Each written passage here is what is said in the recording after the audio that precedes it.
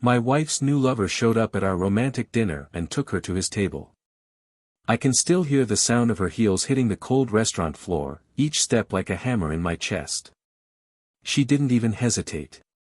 As if that dinner I prepared weeks in advance, as if that wine she chose years ago to toast our special dates, as if I, simply weren't there. She just looked at him, smiled with false embarrassment, muttered, "I need to solve something," and went. As if our story were a dirty napkin left on the table. I stood still. Trembling. Looking at the 2 wine glasses. For the flower that the waiter gave as a courtesy. To the world that, on the outside, looked the same, but inside had just fallen apart. And it was there, that night when I would see her for the last time with my husband's eyes, that I decided that she would never set foot in the house that we once called home again. Not in the same way. Because I was going to make her feel exactly what I was feeling. You know, there are betrayals that hurt, others that crush. Hers. He was the type to make fun of you. Because it wasn't just physical betrayal. It was the coldness.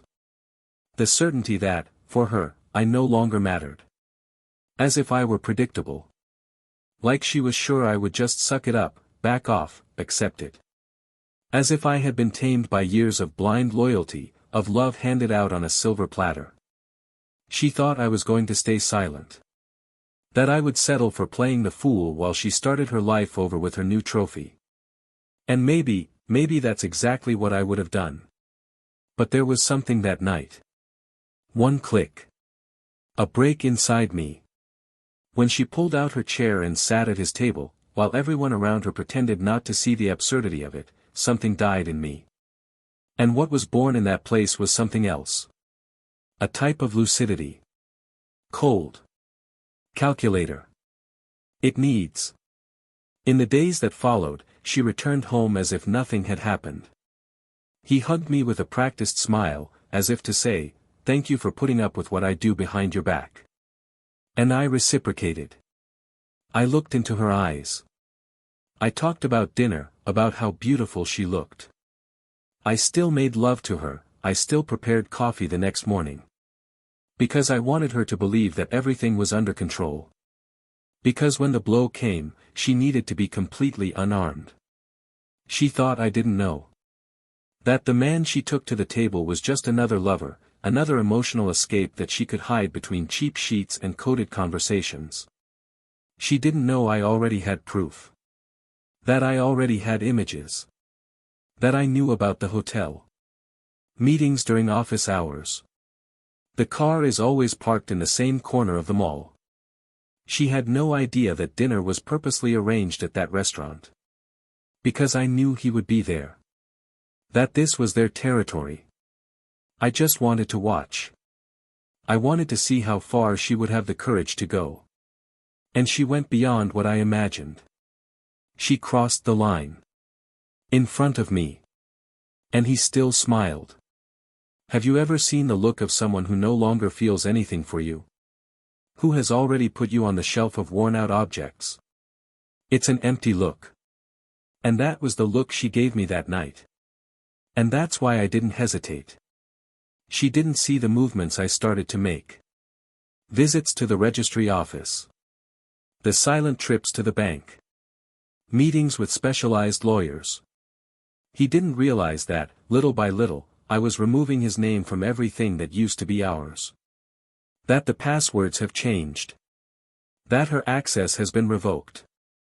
That the new apartment, the car she loved so much, everything she thought was part of the couple's achievement, was actually mine. And only mine. She didn't see anything. She didn't realize that her love for that man had a cost. And that someone would have to pay. When I announced the divorce at Sunday lunch with her entire family there, it was epic. But it wasn't just because of the ad. It was Baez. I asked her to sit next to me. I held his hand. And I started talking about our history. Of the early years, of the achievements, of how important she had been in my life. I spoke with an open heart, like someone writing a farewell letter. Everyone was thrilled. Her parents, with tears in their eyes. The sister, smiling nostalgically. She, in silence. Until I took an envelope out of my pocket. I handed it to her. And said, "This is all that's left of us." When she opened it, she found the complete divorce paperwork. All ready. Signed. With one detail, the content proved that she would have no right to absolutely anything. No good. No properties. Nothing but the clothes themselves. And the reason was right there, attached with documentary evidence of the betrayal. The room fell into deadly silence. And then, I stood up and said the phrase that echoes in my head to this day, "You chose who would accompany you to the table that night. Now, you will live with that empty plate." And I left. Without looking back. It wasn't easy. None of that was. I cried. I rebelled. But I discovered, that behind the destruction there is a possibility, reconstruction. And the curious thing? Life seemed to have already reserved a surprise for me. A new presence. Someone who was also in the same room that Sunday. Someone who watched everything with eyes full of empathy. But that's another story. Because the most curious thing was yet to come. A secret. A detail that she never imagined I would know, and that would make her betrayal even more unforgivable. But what no one knew, not even her, was that I kept a final letter. A revelation that would completely change everything. Including the way everyone would see her. And that's why now you need to understand, what really happened that night, and why, despite everything, I came out on top. Welcome to the channel. Here, we do not, ever, support any type of betrayal. All the stories told are fictional, created to show how infidelity corrodes, destroys and forever marks the lives of those who suffer it. The moral is clear, every choice has a price. Now, take a deep breath, and get ready to hear an intense, realistic and absolutely shocking story. Daniel and Laura were the kind of couple that, at first glance, seemed to have been taken straight from a Perfect Life magazine catalog. They married young, halfway through college, after a quick and intense courtship that surprised friends and family. She, a graphic design student with a sensitive mind, passionate about art and subtle details of life. He, a business student, with an entrepreneurial spirit and an incessant desire to build his own legacy. The beginning of their life together was marked by improvisations, little furniture in the small rented apartment and many promises made in silent dawns.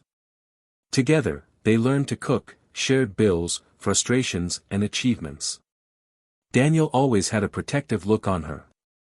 He saw Laura as an almost ethereal being, someone he needed to care for, protect from the world and, especially, from what he himself had already faced before meeting her, abandonment, disloyalty, instability. Over time, their careers took different but complementary paths. Daniel grew quickly in the logistics sector of a multinational, and at the age of 33 he was already a regional manager, respected, admired and constantly invited to give lectures and participate in events. Laura, on the other hand, maintained her own studio at home, where she developed graphic projects for publishers and small brands. His name, little by little, became a reference in specific niches of the creative market. While he lived at a fast pace, between meetings and trips, she immersed herself in silent journeys of inspiration, surrounded by visual references, brushes and ideas hanging on boards around the house. Despite their different routines, the respect between the two was always evident. They created their own system of coexistence, based on freedom, trust and a love that, although silent at many times, was deep and constant. The house where they lived was large, comfortable and full of personality. Laura decorated every corner with handcrafted details, from paintings she painted to small pieces brought from local fairs. Daniel, even with little free time, made a point of arriving early on Fridays to cook. I loved preparing pasta while she chose the soundtrack.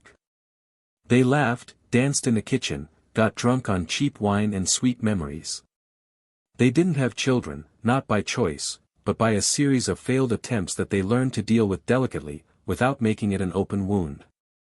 Instead, they created an even stronger bond between them, as if it were just the two of them against the world, and that was enough. Friends saw them as a rare example of a balanced couple. At parties, Daniel was the charismatic host, and Laura, the subtle charm. They were never very ostentatious, but maintained a comfortable standard of living that conveyed stability. They had a discreet social circle, preferred more intimate meetings than noisy crowds, and found pleasure in simple routines: coffee on Sunday mornings, walks in the park, old movie nights with popcorn and a blanket. One of the couple's favorite rituals was choosing a different restaurant every month to celebrate the anniversary of their first kiss. A silly detail, perhaps, but for them it was a reminder of the beginning of it all. It was at these dinners that the two would talk about life, make plans and, sometimes, just remain silent, exchanging meaningful looks. Laura had a classic beauty, the kind that doesn't attract attention aggressively, but that reveals itself little by little and captivates. He had expressive eyes, the kind that seemed to carry entire stories. Daniel was effortlessly elegant, with a naturally gentle air and a humor that, even in the worst weeks, managed to bring a sincere smile from her. For years, they maintained an admirable balance between companionship and passion. They had their crises, of course, quarrels over trivialities, disagreements over finances, small grievances left to resolve later. But they always returned to each other with maturity and care. They apologized, listened, and gave in to each other when necessary. There was, above all, respect. And that, for them, was the secret to success. Laura's family, more traditional, saw Daniel as the ideal son-in-law. Kind, polite, hard-working. He was always present on important dates, organized surprises for his mother-in-law, took his father-in-law to watch his favorite team's games. It was almost impossible not to like him. Daniel, fatherless from an early age and with a distant relationship with his mother, found a sense of belonging in that family that he never had. The bond between everyone was real, strong.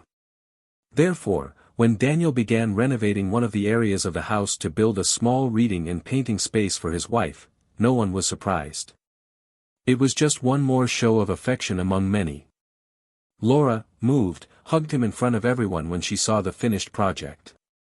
A space of its own, made with reclaimed wood, comfortable armchairs, a large window overlooking the garden and even a small fireplace.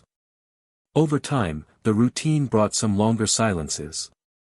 His travels increased, her projects became more complex.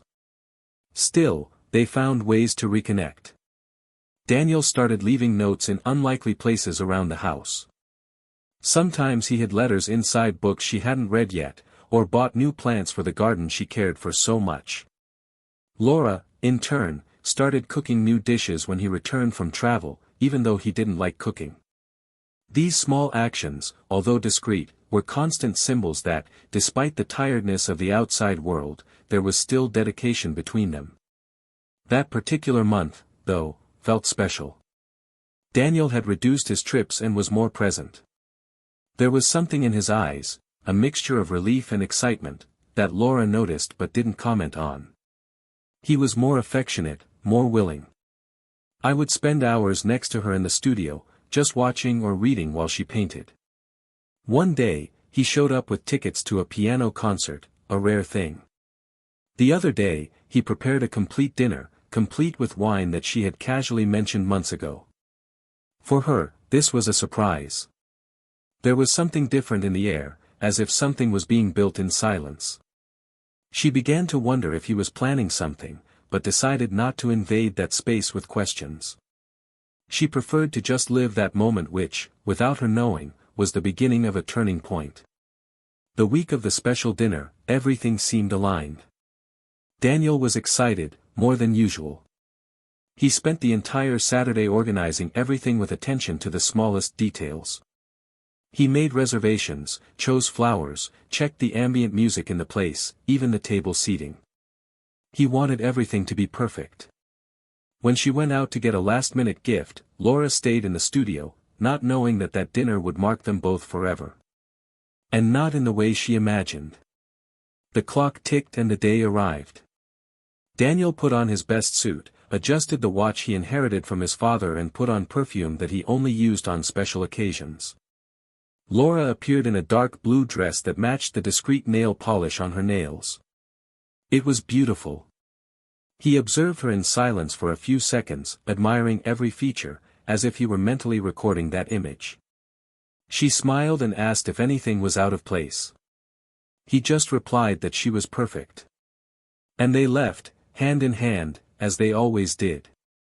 The car drove through the illuminated city.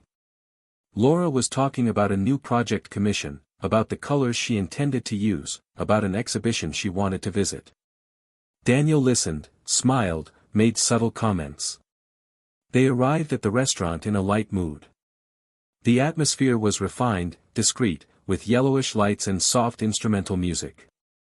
The waiter recognized them from previous visits and led them to their favorite table. The glasses were served. The wine, carefully decanted.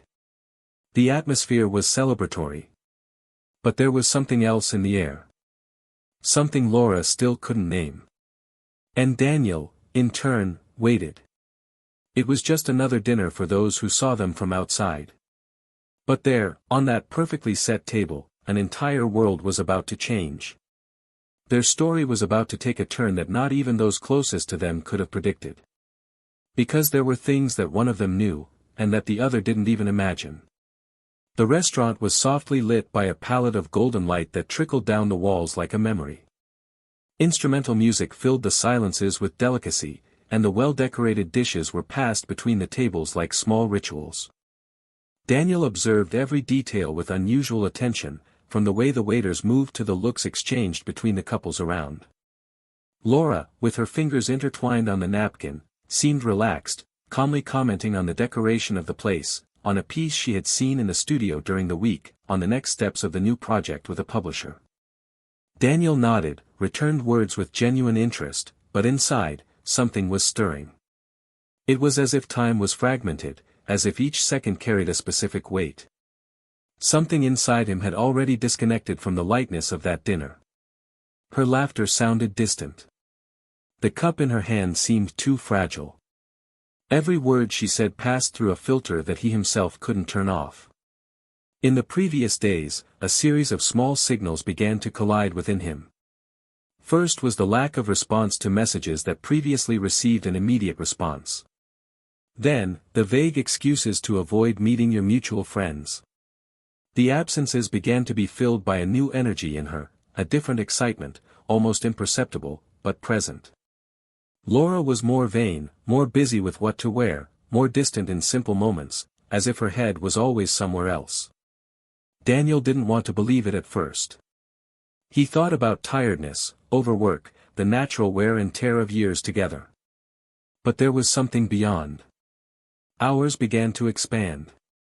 She said she was going to the studio to visit a friend, but she always came back with the same excuse: she missed the time. One time, he forgot to hide the notification on his cell phone and he saw an unfamiliar name, followed by an emoji that he would never use with a client or friend. That stuck like a nail in his mind. But he remained silent.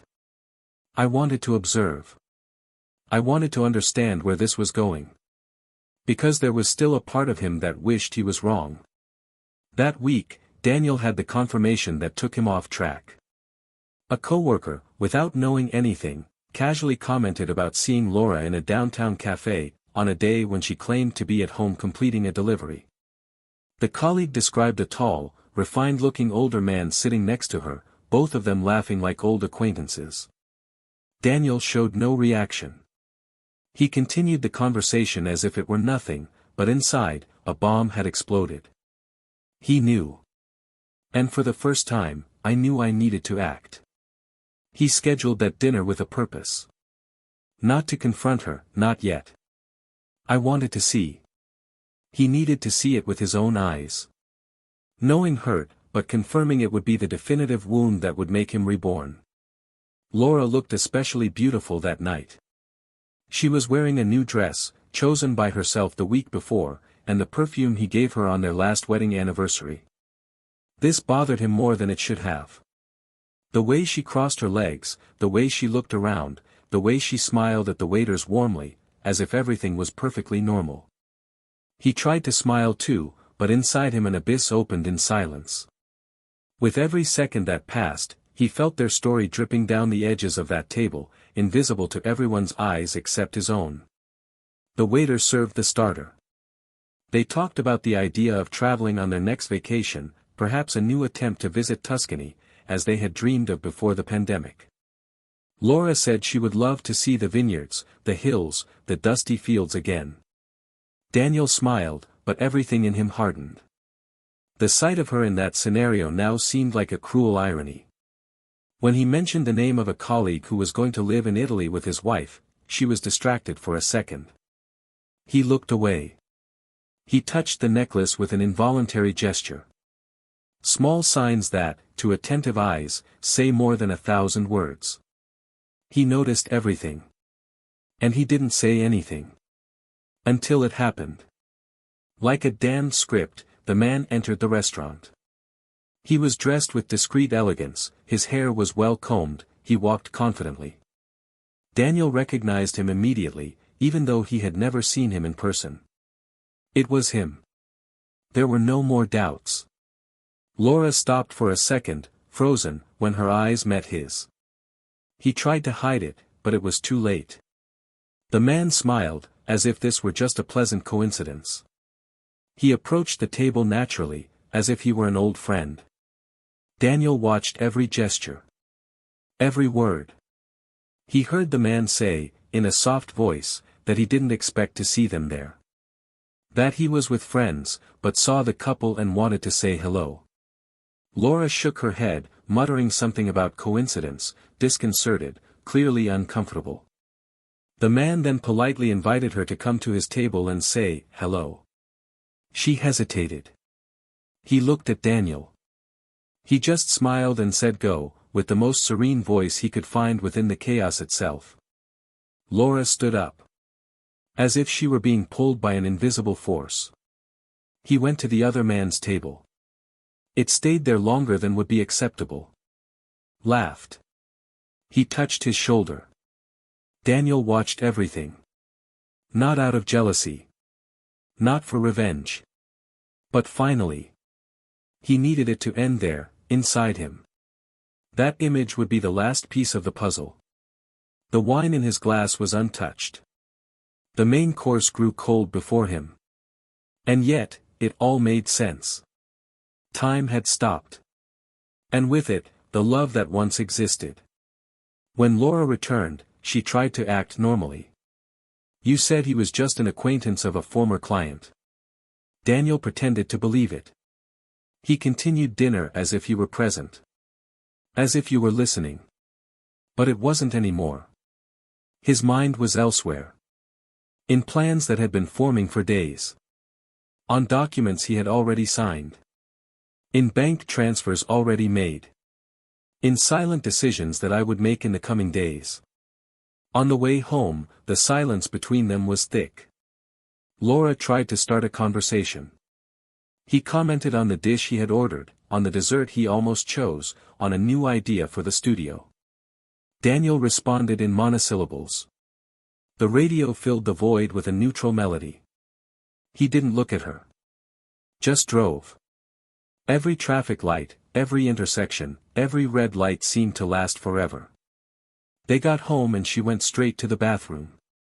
He stayed in the room, looking at the picture frame on the bookshelf. A photo of the two of them, smiling in front of a country house, taken 3 years earlier. There was hope in his eyes. And tenderness in hers. Daniel felt his stomach drop. Not out of sadness. But for clarity. The image was now a landmark of a time that no longer existed. And he knew. With every cell in the body, with all the certainty one can have, that the woman who shared the bed with him was no longer the same. That morning, while she slept on her side, facing away from him, Daniel remained awake. He looked at her silhouette in the dim light. He heard her rhythmic breathing. He remembered the first night they slept together, the way she used to pull back the sheet when she felt cold. At that moment, he decided he would never feel that way again. Her image, although familiar, no longer awakened anything other than an irreversible distance. The next day began with the sound of the coffee maker and the usual smell of toasted bread. Laura prepared the coffee as she always did. Daniel approached, kissed her forehead and sat at the table. They made small talk. Neither of them mentioned dinner. Neither mentioned the man. It was as if everything was under control. But there, among the clatter of cutlery and the sound of hurried footsteps upstairs, was the revelation that would change everything. Daniel knew he didn't need any more words. Because there, on that apparently ordinary morning, the betrayal had already been revealed. And what he knew, what she would never have imagined he discovered, was still hidden. But not for long. Sunday afternoon arrived enveloped in a dense atmosphere. The sky was overcast, the light wind cut through the tree branches, the birds were too quiet. Laura applied lipstick in front of the mirror with a certain nervousness, adjusting her strands of hair repeatedly, as if trying to maintain control of what she still had left. They were about to have lunch with her family, as they traditionally did once a month. She believed, with the little hope she still had, that this meeting would serve as a kind of reconnection. Daniel, on the other hand, dressed with surgical calm. He separated the carefully ironed white shirt, put on the watch with the leather strap that she liked, and in front of the mirror, he rehearsed what would be his last performance as a husband. In the car, the drive was silent. Laura tried to start a conversation, talked about the new fabric she bought for the studio curtain, asked if he preferred rice and lentils or peas. Daniel just drove, with a slight smile on his lips. He was too calm. And that, deep down, worried her. But she didn't dare question it. When they arrived, they were received with the usual affection. Hugs, laughter, the abundant table is already set. Laura's mother invited them to sit down, her father commented on a game he had watched the night before. The atmosphere was light, familiar. Laura relaxed, laughed loudly when her niece spilled juice on the towel, played with her sister's dog, seemed back to her role as daughter, sister, wife. Even Daniel held the ends perfectly. She participated in conversations, praised her mother-in-law's temperament, and told funny stories about work.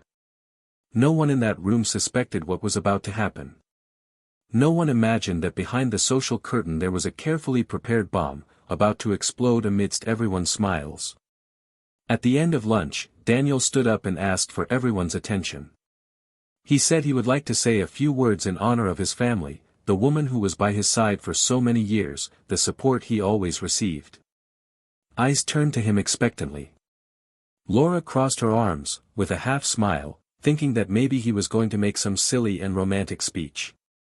The kind of thing he used to do at the beginning of their relationship, when he wrote letters and hid flowers in her purse. Daniel then started talking about choices. About how, throughout our lives, we make silent pacts with the people we love. How we give away parts of ourselves expecting care in return. He spoke about trust, about what it means to sleep peacefully next to someone for so many years, believing that the other's heart beats at the same rhythm. His voice was firm, but there was no rancor. There was something denser, something that had been nurtured within him for a long time. He looked directly at Laura and said that he prepared something for her. Something that represented everything they lived, everything they built, and everything she destroyed. Everyone was silent. The mother, with her fork in the air, stopped mid-motion. Laura remained motionless, her eyes fixed on him, now unable to understand whether this was a speech or a judgment. Daniel took an envelope from his jacket pocket and handed it to his wife. She hesitated, but took it.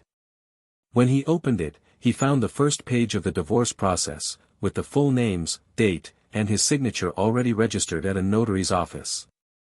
Her eyes widened, but before she could say anything, he asked her to continue leafing through. As she went through the pages, Laura found photos. Evidence. Dates. Prints. Tracking. A meticulous dossier of everything she experienced with the other man. Every detail of every encounter, documented. The faces of the surrounding family members were disfigured. Her mother dropped her napkin on the floor. The father put his hand over his mouth. The sister remained motionless. Laura ran out of color. He tried to say something, but Daniel got ahead of him. He said he wasn't there to ask for explanations. That he had already heard every possible version in his own head. But there was one thing no one knew, not even her. A detail that transformed that whole story into something even dirtier, more unforgivable. Betrayal was just the surface. What was behind, that was the real abyss. He then excused himself and turned to his brother-in-law, who seemed to be the only one still in a lucid state. He handed him a second folder. He said that this was a copy of the documents, bank records and contracts that proved that Laura, months before starting to have a relationship with the other man, signed, without reading, a power of attorney transferring ownership of all the couple's assets to Daniel.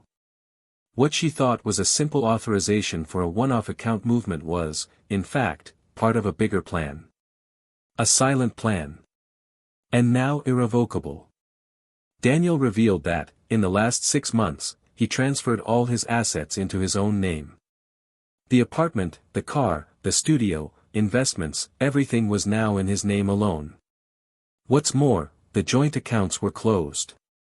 She no longer had access to absolutely anything. Not to the property, not to the funds he used for his projects, not even to the studio itself. All contracts had been restructured. The documents were there, printed, signed, legalized. With a calm voice, he explained that he did all this in silence. Without hate, but with method. Because what she took from him wasn't just his body. It was the floor. And whoever takes the other down, needs to learn to fall too. Laura, pale, held the envelope with shaking hands. He tried to mumble something, but the words wouldn't come. The mother, still in shock, asked if that was really true. The father, in absolute silence, got up from the table and left. The sister approached slowly and touched Daniel's arm as if apologizing for what she didn't do. Laura was crying without sound, just tears running down an expressionless face. Her pain wasn't just from exposure. It was because of the shock of discovering that she had been deceived as precisely as she did. And maybe even worse. Daniel then got up, thanked him for the lunch, apologized for the embarrassment, but said he needed to end a cycle. He looked at Laura one last time, and said that he sincerely hoped that one day she would understand the weight of the choices she made. And without another word, he walked to the door, leaving behind not only the woman he loved, but also the version of him who silently endured all the cracks. When he left, he took a deep breath. He felt the cold air cut into his face and, for the first time in a long time, he didn't feel any pain. He felt freedom. Because everything that needed to be done had been done. But there was still one last piece to this puzzle. Something that neither she nor her family knew.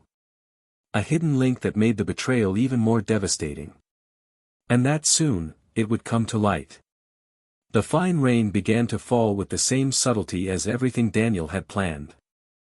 The soft drops touched the windshield as he drove down the empty avenues, as if the world was somehow in step with what had just happened. There was no music in the car, no excessive thoughts. Just steady breathing, the steering wheel firmly in your hands and the constant sound of water against the glass. He did not return home, nor to any familiar place. He headed towards the coast, as if looking for a temporary refuge between what was and what is yet to come. I only had one suitcase in the trunk, the essentials. He knew that after that afternoon, nothing he called everyday life would exist in the same way. That version of his life was over and, even though the silence seemed heavy, he felt a certain relief at finally having everything out in the open. Laura did not return to the apartment that night. She spent hours sitting on the wooden bench in her parents' backyard, curled up, as if that body, which previously overflowed with vanity and lightness, now no longer fit her. The mother tried to get closer, but the only thing she managed to get out was a muffled request, "Leave me alone." Daniel's words continued to resonate, but it was the look in his eyes, before he left, that she couldn't get out of her head. A look without hatred, without visible hurt, but which carried the weight of everything that would no longer be. She knew that look. It was the same thing I saw in people who buried someone they loved. It was mourning. And it was for her. The next day, she returned to the apartment and found the gate key deactivated. He tried the intercom, tried to call the doorman, tried to contact Daniel. All in vain. A note taped to the door in firm handwriting simply said, "All communication will be made via lawyers. Do not insist." The humiliation was not just on paper, but in the emptiness around it.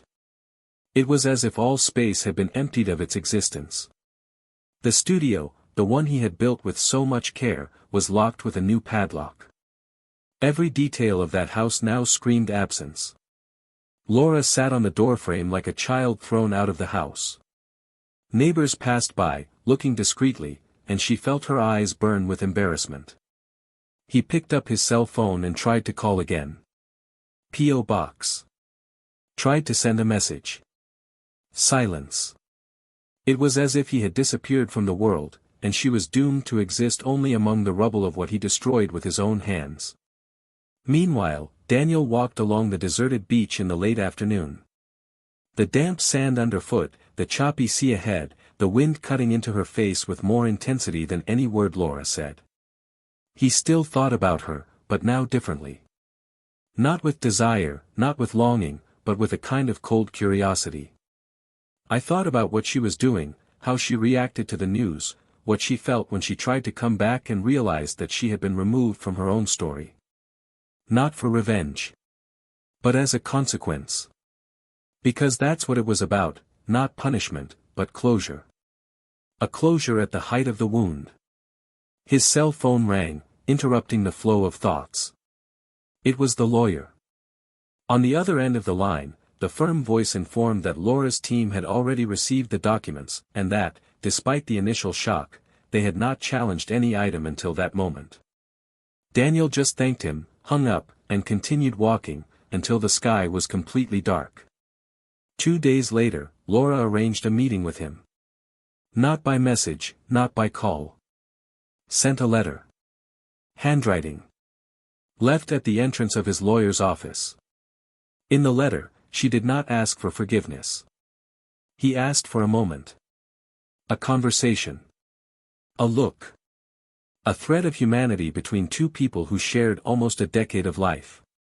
Daniel reluctantly accepted. He arranged to meet her in a remote cafe, on a rainy Tuesday, at 3 in the afternoon. He arrived early, as he always did. He ordered an espresso, sat at a corner table and watched the drips hit the glass. When she entered, he saw her as if it were the first time. Eyes down, tired face, shuffling steps. The woman who sat before him was not the same as before. And for a moment, it moved him. Laura began to speak with a trembling voice, avoiding his eyes. He said he didn't want to reverse anything, that he understood the reasons, that he would accept all the losses. But I had to say that I didn't know the extent of it. I didn't imagine he was capable of such precision. Daniel calmly interrupted her, saying that she didn't need to justify anything. What was done was done. What he needed to understand was already clear. But Laura insisted. I wanted to explain, I wanted to go back to the beginning. I said that it all started when she started to feel alone, disconnected. That he lived outside, absent, immersed in numbers, in goals, in futures that she couldn't reach. That she felt invisible, and that when that other man appeared, she didn't plan it. It just happened. Daniel listened to her until the end. In silence. Without expressing reaction. When she finished, she tried to hold his hand on the table. He backed away. And that's when the tone of the conversation changed. He said he didn't blame her for feeling alone. Which in fact, sometimes, moved away. Who wasn't the perfect husband. But she never tried to talk. He never asked for help. He never tried to start over. He chose another path. And now I had to deal with it. Laura cried, unceremoniously. The people around pretended not to see. He said he had made the biggest mistake of his life. And he, with his eyes firmly on hers, said that the biggest mistake was not cheating. It was thinking he wouldn't see it. That he wouldn't understand. That he would be foolish enough to forgive, like someone who erases a painting and starts over from scratch. Laura fell silent. He took the bag. He stood up slowly, saying only that he hoped that one day he would be able to look back and not feel angry. Daniel replied that he might look. But no pain. Because the pain now belonged to her. And with one last look, she walked out the door, swallowed by the afternoon fog. What Laura didn't know, and what no one there knew, was that Daniel had already met another woman. Someone who crossed his path unexpectedly, in an old bookstore near the beach where he took refuge. A woman who had also experienced betrayal, who was also rebuilding herself, brick by brick. They were in no hurry. They had no oaths. Just deep dialogues, respected silences, and a mutual kindness that blossomed naturally. Daniel didn't see it as a prize or a replacement. He saw it as a new chance. A possible fresh start, but now with our eyes open. No idealizations. No costumes. Truly. And that was how, even after the chaos, even after losing everything he believed to be essential, he found his feet again. Not the same as before. But a new one. Firm. And only his. That same week, the scenery around Daniel began to subtly transform, almost like a natural extension of the transition he was experiencing inside. The beach where he took refuge began to seem less gray, the mornings clearer, the coffees with less of a bitter taste. It wasn't exactly happiness, not yet, but it was a start. A space where breathing seemed freer and the silence was no longer so heavy. The woman he had met in the bookstore, named Helena, did not fill a void, nor was she an immediate remedy. She was someone who, like him, walked on the edge of her own pain. And perhaps that's why he didn't demand anything. He didn't ask for explanations, he didn't ask questions out of turn, he just listened. And when he spoke, it was with long pauses, as if respecting the time of reconstruction. The first times they met, they talked for hours about books, architecture, the bitter taste of the end of certain stories. She had come out of a relationship where she was cheated on for years without knowing it. When she found out, she was abandoned as if she were guilty of her own disloyalty. That was why I didn't romanticize love. But she hadn't closed herself off from him either. She was skeptical and sweet, realistic and welcoming. Daniel felt like he could be himself with her, even in moments of silence. One night, as they walked through an antiques fair, she took a small old camera and placed it in his hands, saying with a half-smile that every man who survives a personal tragedy should record new beginnings. Daniel laughed, thanked her and promised to use it. He took the first photo right there, of her, with her back turned, looking at an old map. And when he saw the result, even in black and white, he knew there was something he wanted to keep. Meanwhile, Laura faced a very different reality. She had been forced to return to her parents' house, without a steady job, without her studio, without access to her own name on some contracts. Shame still followed her like a shadow. The old friends gradually moved away, either out of veiled judgment or out of pure embarrassment. The man with whom she had had the affair disappeared as soon as she was alone. There wasn't even a message. He evaporated like a ghost that never existed in a suit. What tore her most, however, was Daniel's silence. She was still trying to imagine where he was, who he was with, what he was like. The days passed slowly, as if they were punishing her for every minute she thought she could get away with. She started going to therapy, something she previously despised, and little by little she began to understand parts of herself that she ignored. He reviewed childhood episodes, family patterns, his desire for validation. He began writing letters that he would never deliver, including to Daniel. In them, she narrated with brutal honesty the feelings, the mistakes, the thoughts that led her to that precipice. There were pages and pages, hidden in a shoe box under the bed. His particular way of dealing with his own ruin. Months passed. The city was advancing at another station.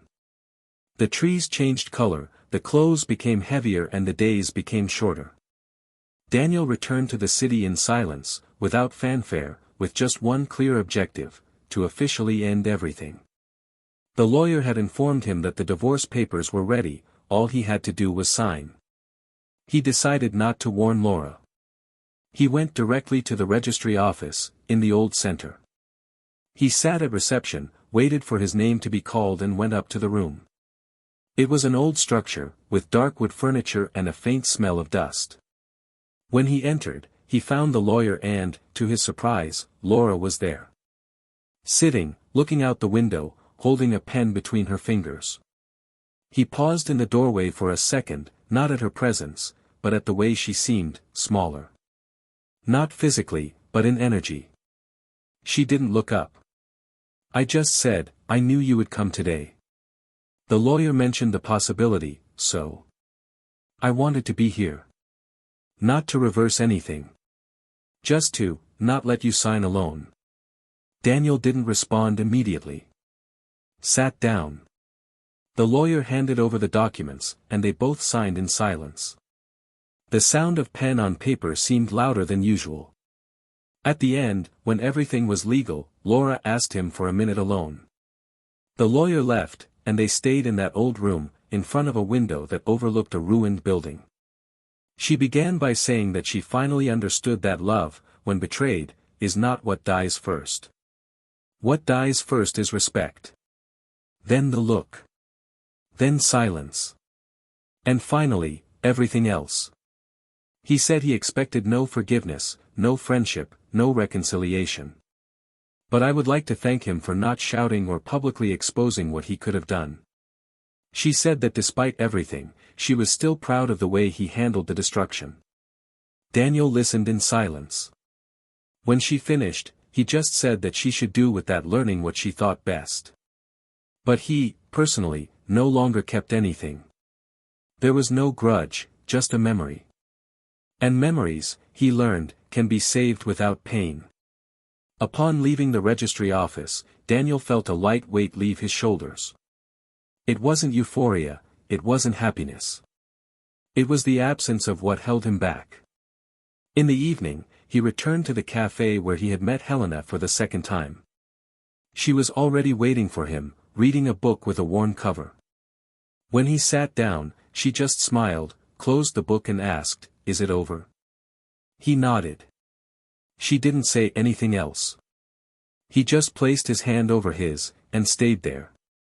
It was at that moment that Daniel knew that peace was not made of words, nor of grand gestures. Peace was in the hands of someone who understands your silences and respects them. The following week, Laura decided to visit the park where she used to go with Daniel on Sundays. He sat on the same bench, next to the fountain where they took one of their last photos together. He didn't take a cell phone or headphones, just a coat and a notebook.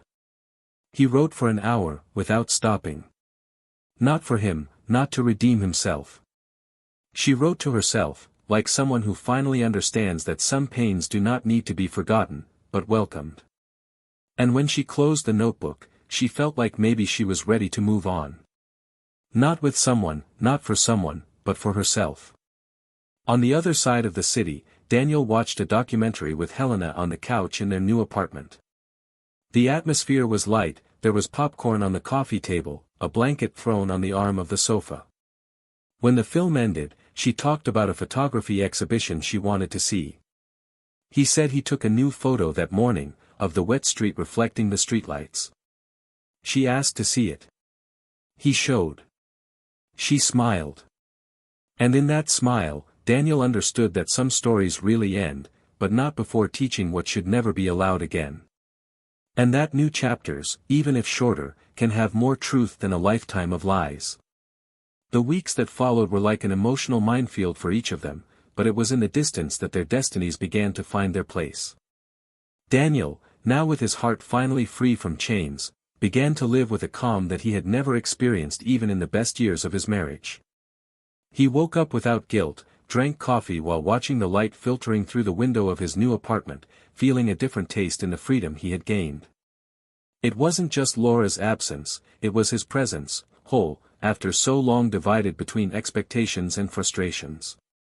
Helena, with her silent presence, did not invade, just added. On some mornings, he would leave notes with excerpts from books that he would read later, as if unearthing long-buried emotions. The complicity between them was established without haste, like deep roots that did not need to be displayed. Daniel wasn't looking to remake his story in a hurry, but finding himself at peace next to someone taught him that love, when clean, doesn't hurt to exist. Laura, on the other hand, was experiencing a slower but perhaps more transformative fall. After the registry office, she had to face the real challenge, living with the emptiness of having been the author of her own end. No external punishment was more cruel than the guilty conscience he carried. He spent entire afternoons remembering scenes, words, signs. The therapy kept her functional, but it was in the solitude of her room, at night, that the real impact came. He discovered that the man he had been involved with had been fired after an ethics scandal within the company. He had been accused of harassment by an employee, and disappeared from all social circles. It was as if he had never existed, except for the memories that Laura now rejected. She tried, for a while, to re-establish herself professionally, but the name was still spoken among acquaintances, and the divorce scandal, which although silent, ran through the corridors of her old life, preceded her. He refused invitations to go out, stayed away from social networks, avoided meetings with friends from the past. It was as if he was serving an invisible sentence, which had no set time to end. And although no one punished her directly, she felt that she did not deserve to even ask for absolution. It was on a rainy Friday morning that Laura decided to visit a shelter for women victims of emotional abuse. Not as a victim, but as someone who wanted to listen, perhaps give something back to life that he could no longer get back. He entered without knowing what to say, but left with a new mission. He started going to the place every week, listening to real stories, legitimate pain, deep scars. And when faced with pains much greater than his own, he began to understand that redemption does not come from the regret one feels, but from what one does with it. He began giving basic illustration classes to children sheltered there, using colored pencils as a tool for reconstruction, albeit in small strokes. Little by little, he found pieces of the humanity he had left behind. Helena, in turn, was also experiencing her own internal revolution. Meeting Daniel didn't cure her, but it reminded her that love doesn't have to be a prison. For the first time in a long time, she was next to someone who knew how to listen, and who spoke when necessary. He didn't ask for promises, nor did he demand answers. They were together because they wanted to, not because they needed to. She started writing again. He started with small chronicles on an almost secret blog, where he narrated stories about new beginnings without mentioning names. Daniel knew some of those stories were about them, but he never commented. It was the silent pact between the two, not to invade, just accompany. And in this lightness, the feeling grew like a plant that doesn't need sun every day to bloom. The day Daniel met Laura again by chance was like a final piece falling into place on the board. He was leaving a cultural center where he had gone to see a photography exhibition, and she, at the same time, arrived to drop off donation materials for a literacy campaign. Their eyes crossed. There was no shock. There was no pain. Just a mature recognition between two strangers who once shared a life. She smiled, a sad but sincere smile. He returned a light wave. And they went in opposite directions, without needing to exchange a word. Because everything had already been said. Because some reunions only served to seal a cycle. And that was the last one. Months later, Daniel was invited to participate in an itinerant cultural project, which would cross the country with photographic exhibitions of ordinary people in times of reconstruction.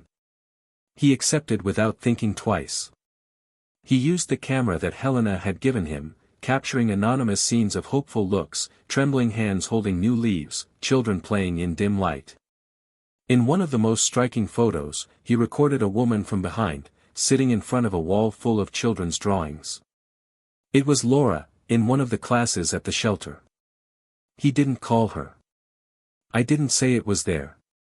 He just took the photo, printed it in black and white and titled it Horizon. The exhibition was a success. People were moved by each image. The curator highlighted that the photos told stories of resilience, and that the author had experienced a profound rupture before starting the project. Helena followed everything closely, proudly, but always behind the scenes. I knew that Daniel's brilliance was silent, that he wasn't looking for a stage, just truth. At the end of the exhibition, he gave a brief speech. He said that sometimes, what seems like the end, is just the beginning of a more sincere path. That no pain is permanent, and that peace, when it finally arrives, tastes like home. The applause came in respectful silence. Because everyone there understood that it wasn't about an artist. It was about a human being who chose not to lose himself in the fall.